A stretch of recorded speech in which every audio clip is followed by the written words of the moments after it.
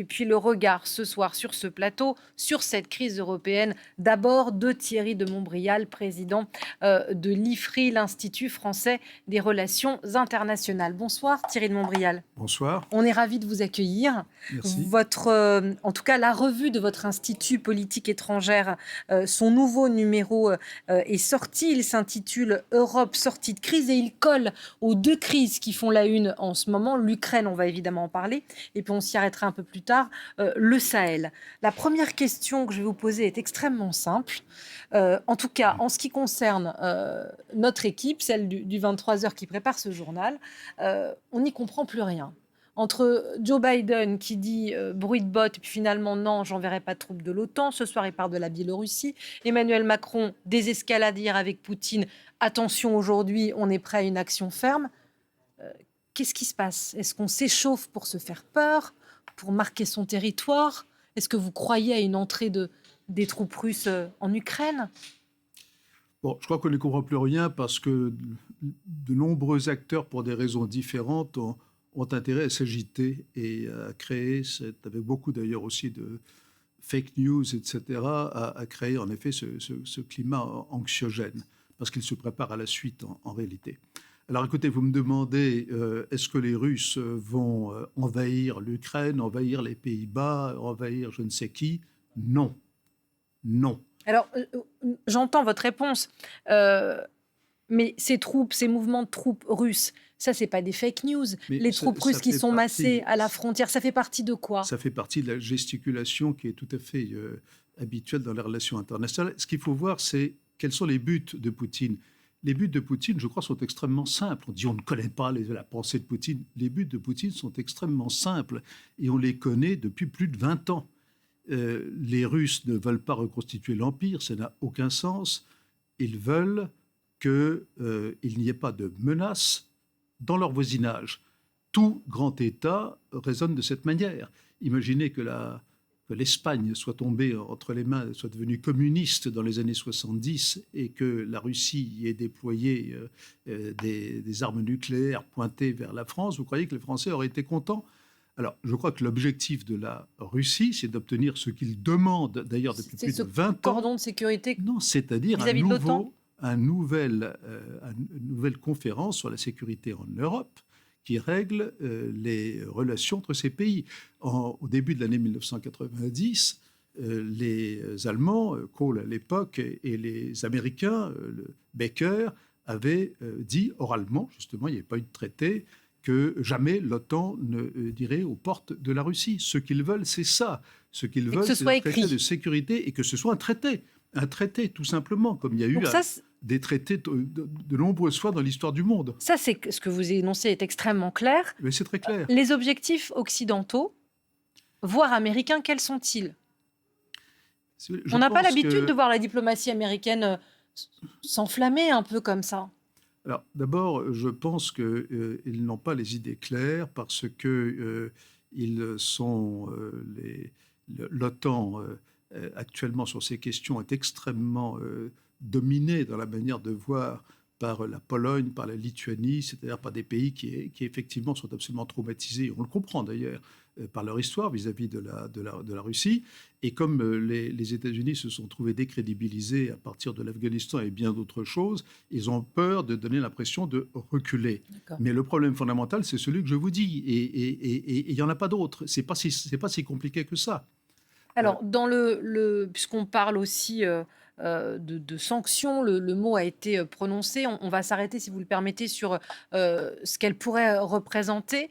Certains pourraient débrancher la Russie du système international financier. C'est ce que les Américains ont agité comme épouvantail. Bonsoir, Jean Chamoulot. On vous retrouve à votre tour dans la rédaction de France Info. Les Occidentaux menacent donc les Russes de sanctions économiques. Mais qu'est-ce que ça représente concrètement, ces transactions? Bien, regardez, Patricia, 3,5% de l'ensemble des exportations de la Russie vont vers les États-Unis. Et dans l'autre sens, les Américains ont acheté pour 3,1% de produits russes en 2020. Mais l'Union européenne reste le premier client de la Russie puisqu'elle représente 40,6% des exportations vers la Russie et 35,5% des achats russes viennent de l'Union européenne. Une Union européenne donc extrêmement dépendante de la Russie, notamment pour importer son gaz.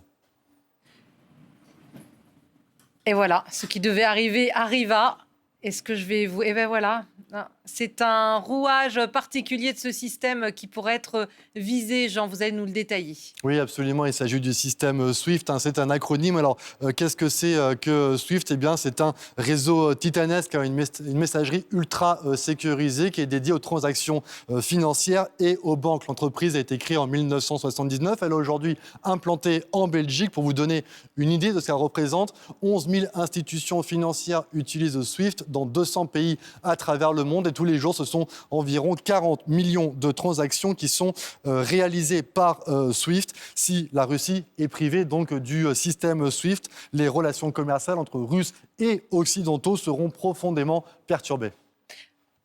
Alors, ce n'est pas la première fois que l'Occident brandit cette menace, Jean.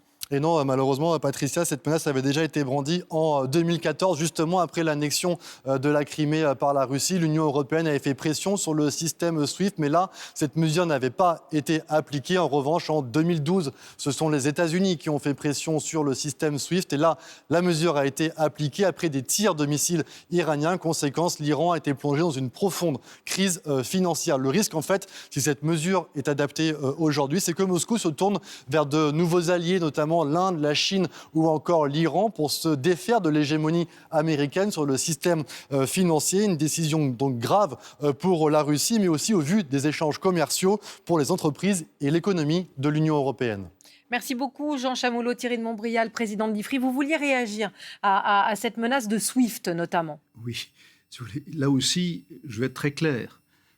Toutes les sanctions qui ont déjà été prises contre la Russie, les principales victimes sont été nous, les Européens. Le système SWIFT, d'ailleurs, votre présentation le montre très bien. Si cette sanction est prise, nous sommes les principales victimes, les pays européens. Et comme il a très bien été dit, la Russie, la Chine, etc., s'organiseront. Je voudrais dire que nous n'avons cessé depuis un certain nombre d'années de rapprocher la Russie et la Chine. Également l'Iran, ça forme un ensemble.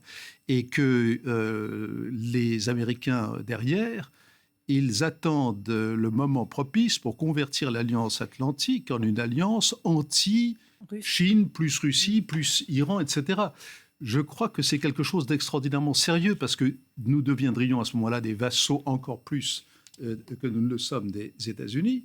Et à ce moment-là, nous deviendrons entièrement dépendants des décisions, encore plus dépendants que nous l'avons été, des décisions des États-Unis qui affectent le monde entier. Regardez ce qui s'est passé au Moyen-Orient depuis 40 ans. Donc l'enjeu est extrêmement grave. Je répète, quelque chose de très très simple, le problème qui se pose aujourd'hui, c'est celui de l'établissement d'une nouvelle conférence de sécurité en Europe qui actualise la conférence d'Helsinki de 1975. C'est ça le sujet principal. Alors, on voulait rapidement dire un mot de l'autre pan de cette crise où on voit la France en première ligne. C'est ce qui se passe au Sahel. On a vu hier, ici même sur ce plateau, avec nos invités, à quel point on était à la fois chahutés.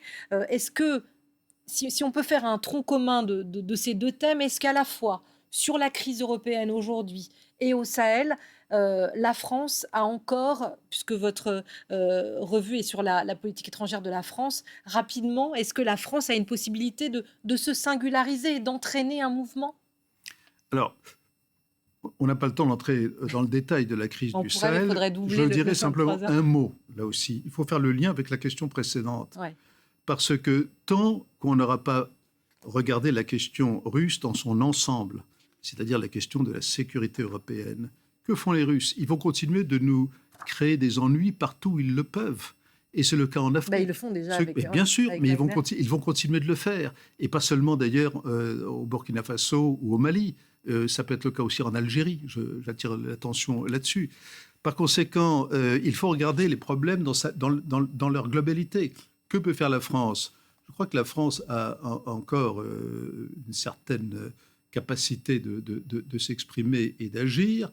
Je pense que ce que pourrait faire de mieux la France, ce serait de prendre un certain leadership pour justement relancer cette question d'une révision des conditions de la sécurité en Europe. Je pense que ce serait à son honneur, et d'ailleurs aussi probablement celle de l'Allemagne, parce que l'Allemagne est également dans le même bateau sur ces Et questions. on l'a vu tout à l'heure avec la conférence de presse avec le chancelier Scholz. Merci beaucoup, Merci Thierry à de vous. Montbrial. On retient votre message, monsieur. Vous appelez à une nouvelle conférence entre l'Europe, la Russie et les États-Unis pour réécrire ce pacte et qui est en quelque sorte Qui est vieux de presque 50 ans et et de qui le a couler, besoin d'être raisonnablement mis sur le stické. papier.